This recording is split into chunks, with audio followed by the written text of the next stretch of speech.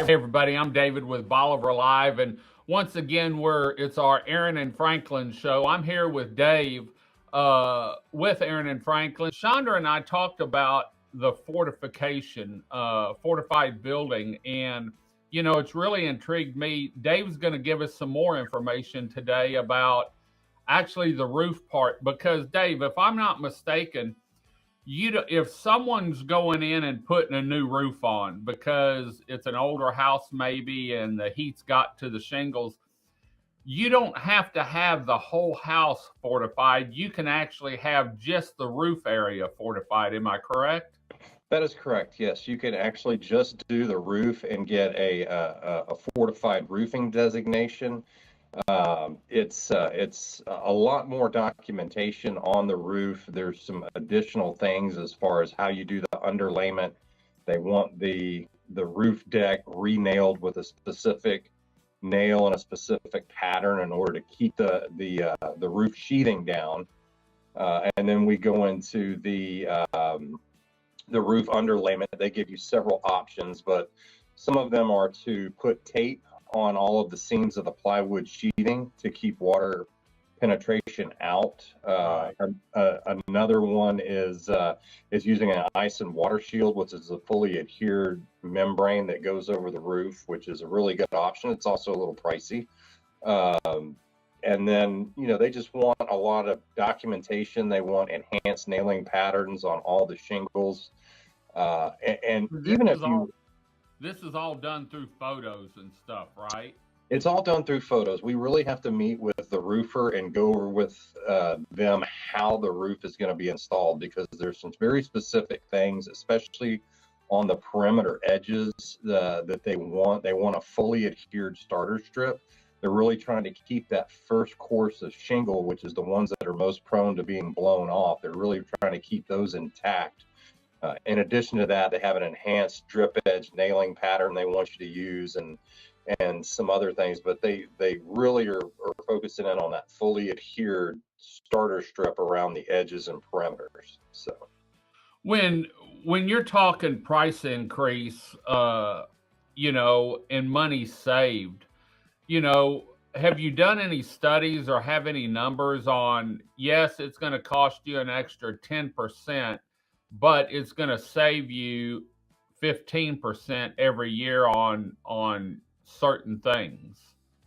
right, so it's generally going to cost you about $75 a square, more, just depending on the larger the number of squares. That kind of reduces down. You get some additional covers, like our inspections, where if you got a small roof, we have to do the same number and same type of inspections if you get a large roof. So that number is kind of a little bit of a variable, but typically when you look at renailing the roof decking, you're adding a lot, but you're adding when that roof, all shingles they're rated to a maximum of 130 miles an hour. Well, if you get winds over that, or if the guy did 15 shingles in the row perfect and then he did 5 that weren't perfect, then those blow off. You get water intrusion. 65% of all damage from hurricanes comes through losing the roof system, and then you get water intrusion into the house, and then you have all kinds of problems. So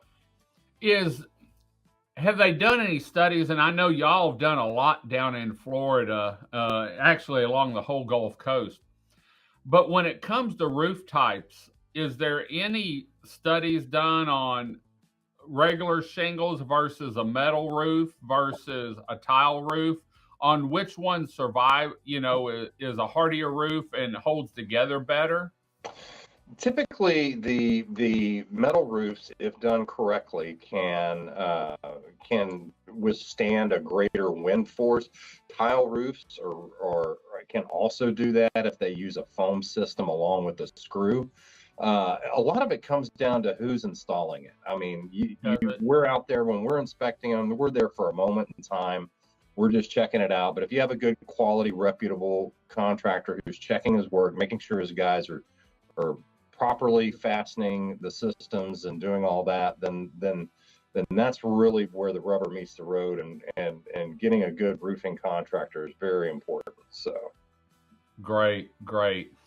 Is there what other things, like if you're doing new siding on a house, um, say you do a new siding and you're not doing the roof, can you get the protection when you replace the siding also, What and we sort of do it in stages? Right. It's usually just for the roof. I think with the way that the insurance companies are leaning, a lot of we've gotten had some of our associates with State Farm and USAA who have told us they're only going to be writing policies in tier one and tier two counties if they have a fortified gold, and they'll consider them with a fortified roof. Okay. But if you are getting the siding replaced, that additional documentation at that time can help you for getting a complete envelope and just documenting it. And there's really not a lot of additional siding details that you would have to do to become fortified. It would just have to be documented properly. So, from what I'm hearing from you, and then what Chandra and I've talked, more or less, if you can keep your roof intact so it doesn't leak, that's where 99% of the damage starts, is when you lose a shingle and then you lose a row and then you lose one side of the house. Maybe you're on the windward side. Water gets in it if it's not sealed right, and then it goes throughout the house, because you and I both know, if a storm comes, you can't get back in here immediately to start pulling sheetrock out. And if you do, you definitely need to take pictures and video before you do anything to your house. But if you can keep the roof intact, more or less, your chances of surviving a storm without anything major is real great if you have the windows and the siding installed right. Correct. And that is roofing.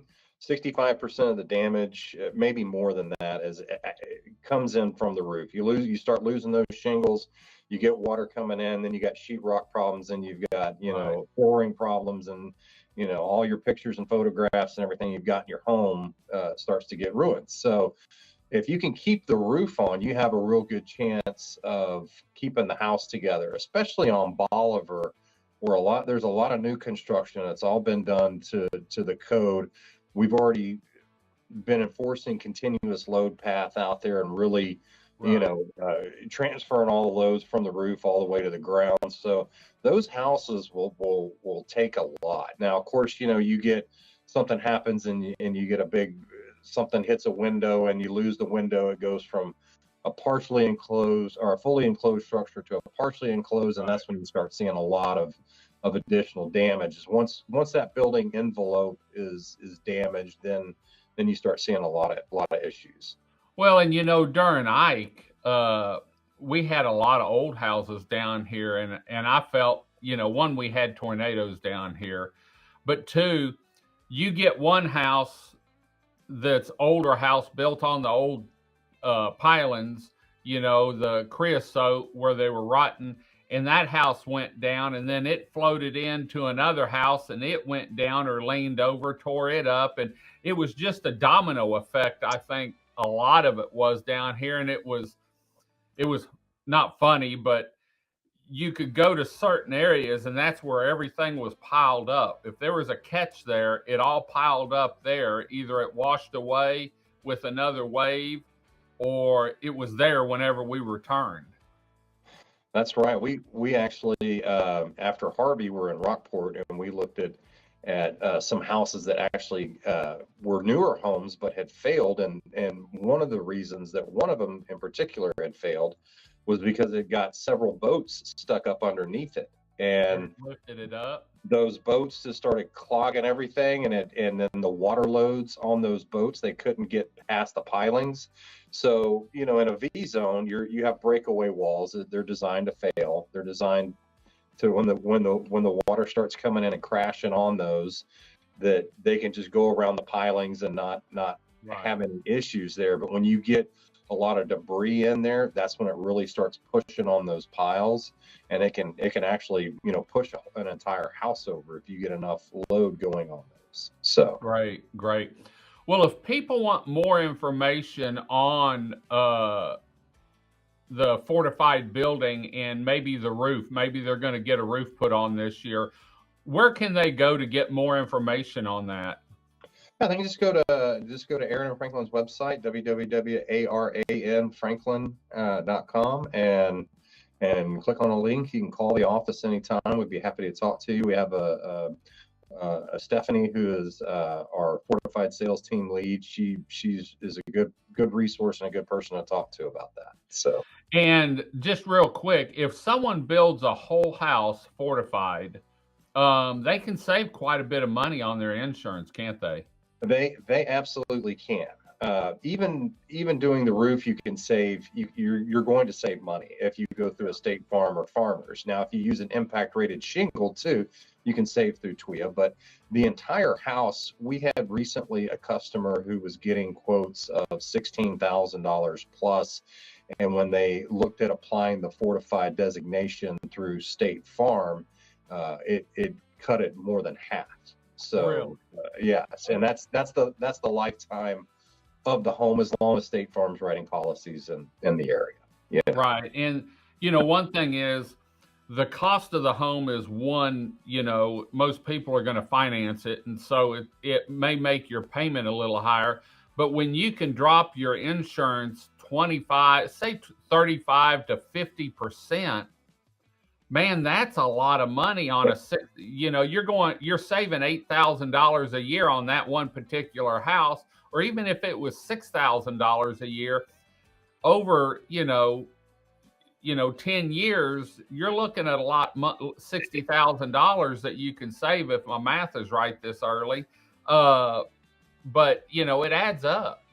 It appears to be pretty significant, and I'm not an insurance guy, but just some of the things we've seen. If I was building one out there, there was no doubt. And the majority of it, when you're building one from scratch, we're already doing the majority of those items. Right. Are captured under our traditional windstorm. There's a little bit more engineering that has to be done, a lot more documentation, but most of it comes down to the roof system. So, but yes, there are significant savings, and you don't have to go to TWIA, to the insurer of last resort.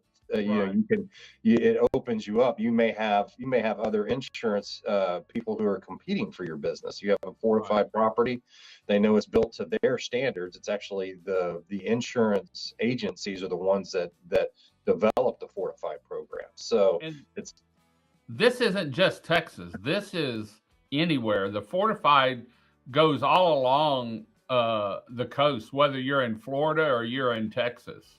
Absolutely. And actually in Louisiana and Mississippi and Alabama, the fortified program is basically like their WPIA TWIA program. It's essentially what they say that you have to build to. So they're already doing that. There's talk of bringing it to Texas. It hasn't happened yet, but it certainly looks like it's trending in that direction, especially as TWIA looks to depopulate and get out of writing all of this risk on the coast. Right. You know, they want other insurance agents to come in and share this risk. And if that makes your house more marketable, I mean, you know, think about it. If you go to sell your house in a few years after building it, people are they're looking at saving $6,000 or $8,000 a year, you know, on their insurance, and they can get a nice State Farm policy or a USA policy or whatever, then they're that's probably attractive to a buyer. So real quick, what if you're doing a fortified home in a COBRA zone? Does it save you any money? COBRA zones are just, they're tough. Certain companies just do not write COBRA zones at all. Most of them are done through Lloyd's of London, and they're pretty selective, but COBRA zones are kind of there. It's a real crapshoot on getting insurance on though. But I know that the fortified really, for some of these companies, it's not going to matter because they're not going to write it anyway. So okay. Well, for more information on the Fortified Home Program and for the Strong Home Protection Program, where they come out once a year and inspect your home and give you an engineered report on what your home's conditions it's in, which will help in the long run. And it'll also let you know what you need to fix maybe before hurricane season starts or when the rental season starts down here. So, Dave, thanks for joining us today. We'll be back next week with another show with Aran and Franklin on the coastal area. Until next time, I'm David with Bolivar Live. Y'all have a great day, great week. Come see us. God bless, and bye-bye.